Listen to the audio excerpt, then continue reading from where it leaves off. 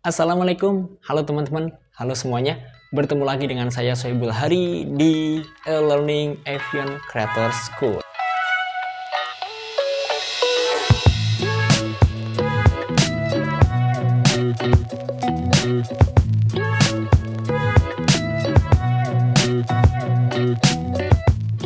Yang bakal saya bahas di sini adalah kesalahan yang sering dilakukan oleh seorang konten kreator pemula. By the way, emang ada ya kesalahan yang dilakukan oleh konten kreator pemula? Yang jelas ada guys, yang jelas ada teman-teman. Jadi kenapa video ini dibuat? Karena memang kita harus sedikit meluruskan kesalahan-kesalahan yang ada ini. Dan nanti saya kasih tips juga di akhir video. Jadi tonton video ini sampai habis.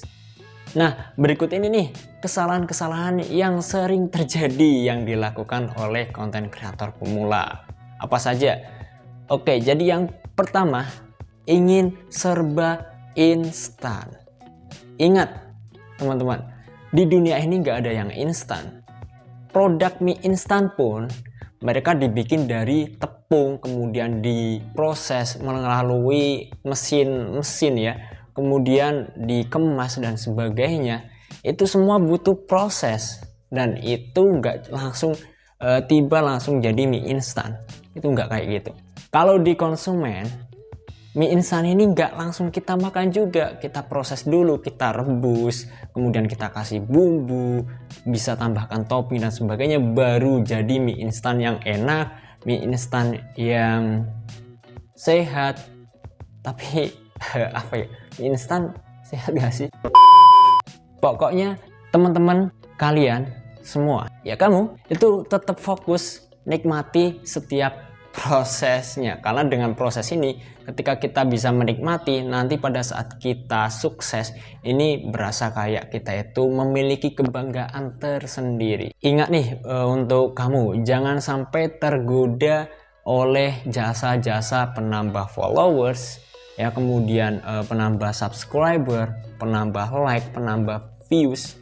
Itu kalian jangan coba-coba cara yang instan seperti itu, karena dampak panjangnya adalah justru akan membuat audiens itu berkurang drastis dan kita tidak ada rasa tertantang untuk kita itu menjadi seorang konten kreator.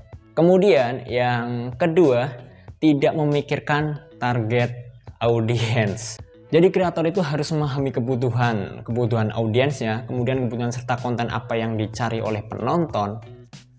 Dan untuk bisa menyatukan apa yang konten kreator inginkan dengan apa yang audiens ataupun penonton butuhkan, itu tidak mudah dan harus butuh waktu. Dan ya harus butuh yang namanya riset. Bisa dengan riset kata kunci sesuai dengan bidang kita, ataupun bisa meriset channel konten kreator lain.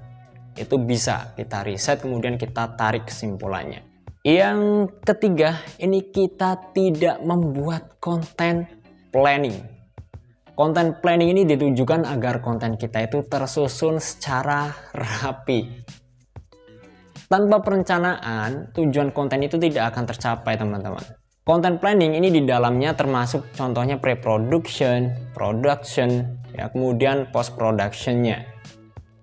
Nah, kita bahas mulai dari pre-production. Jadi pre-production ini ada pencarian ide, kemudian pembuatan skrip, kemudian ada yang namanya pembuatan storyboardnya, kemudian pengambilan gambar maupun video. Nah, untuk yang production, di dalamnya ini editing video ataupun mengubah video mentah menjadi video yang estetis. Dan yang terakhir ini post production. Ini pengunggahan videonya sudah kita edit, sudah jadi ke media sosial. Dengan adanya content planning, kita bisa membuat daftar konten mana yang akan dipublish dan bisa menghemat waktu kita, guys. Berikut ini nih contoh dari content planning. Di dalamnya ada judul, ada target media sosial, ada skrip, ada deskripsi, ada teks, dan ada thumbnail.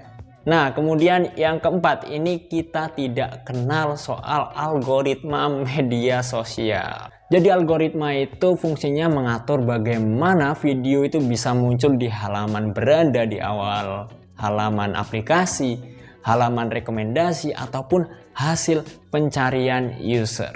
Semakin banyak video yang muncul, ataupun semakin banyak video kita publish, itu semakin besar kemungkinan mendapatkan viewers. Ingat teman-teman, luangkan waktu untuk mempelajari dasar-dasar algoritma setiap media sosial untuk meningkatkan impresi dan views dari konten kita.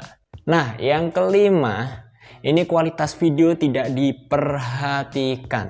Kualitas video ini sangat penting ya, baik itu pencahayaan, audio, maupun resolusi video itu perlu diperhatikan. Ya, minimal resolusi video itu 720 pixel dengan bitrate standarnya ini 5 Mbps. Dan lebih jelasnya ini saya kasih untuk tabel dari resolusi video beserta bitrate yang baik untuk resolusi video itu. Oke, jadi di sini di tabel tertera untuk 360 pixel ya, 360p itu bitrate di fps 24, 25, 30 fps ini ada di 1 Mbps, dan di 60 fps ini di 1,5 Mbps. Kemudian tadi di 720 pixel ada 5 Mbps untuk yang fps nya 30. Kemudian untuk yang fps nya 60 ini di 7,5 Mbps. Dan kalian bisa baca sendiri ya di tabel ini.